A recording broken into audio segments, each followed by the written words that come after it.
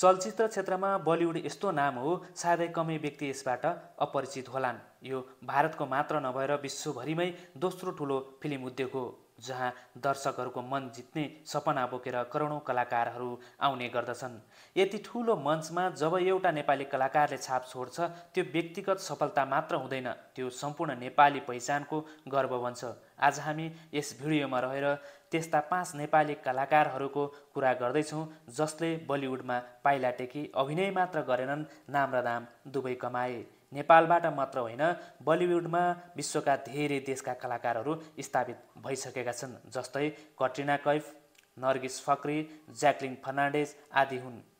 त्यही हुडमा केही नेपाली कलाकारहरू पनि छन् जसले बलिउडको विशाल पर्दामा आफ्नो ठाउँ बनाएका छन्। को पर्यो त त्यो सूचीमा आउनुहोस्, सुरु गरौँ आजको रोचक जानकारी। नम्बर 1, मनिषा कोइराला। बलिउड इन्डस्ट्रीमा नाम कमाएकी मनिषा कोइरालाको जन्म विक्रमसम्म 2027 साल साउन 32 गते काठमाडौँमा भएको थियो। अहिले उनी 55 वर्ष पुरा भइन्। नेपालको राजनीतिक विरासत बोकेको परिवारमा जन्मिएकी मनिषाका बुवा प्रकाश कोइराला र आमा सुषमा कोइराला हुन्। उनी पूर्व प्रधानमन्त्री बीपी कोइरालाकी नातिनी हुन्। मनिषा सानो उमेरमै भारत गएकी थिइन् र मोडलिङ हुँदै सन् 1991 को सौदागर फिल्मबाट बलिउडमा डेब्यू गरेकी हुन्।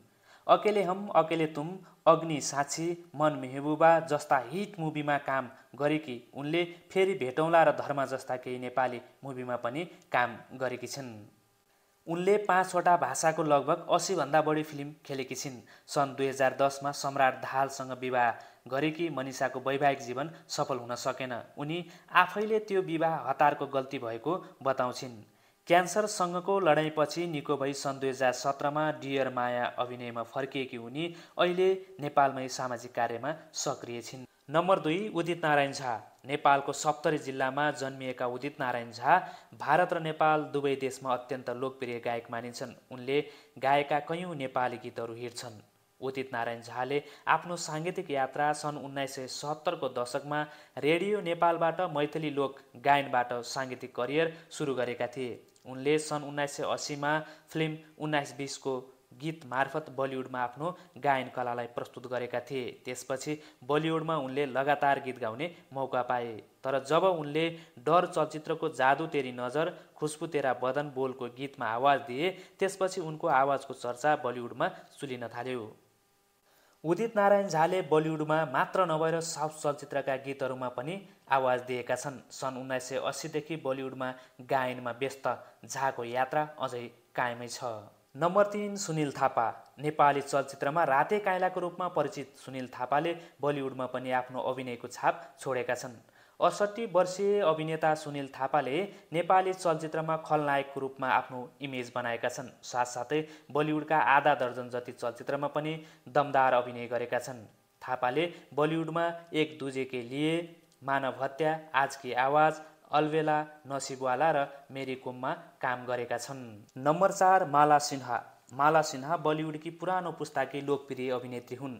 सन् 1936 नोभेम्बर 11 मा जन्मिएकी 88 वर्षीय उनले नेपाली, हिन्दी र बङ्गाली चलचित्रहरूमा अभिनय गरेकी छिन्। सिन्हाले सन् 1950 देखि 1970 सम्म 100 भन्दा बढी भारतीय चलचित्रहरूमा अभिनय गरेकी छिन्, जसमध्ये पल प्यासा, धुल्का फुल, अनपढ, दिल तेरा दीवाना, गुमराह, हिमाल की गोद में र आँखे चलचित्र सबैभन्दा बढी सफल थिए।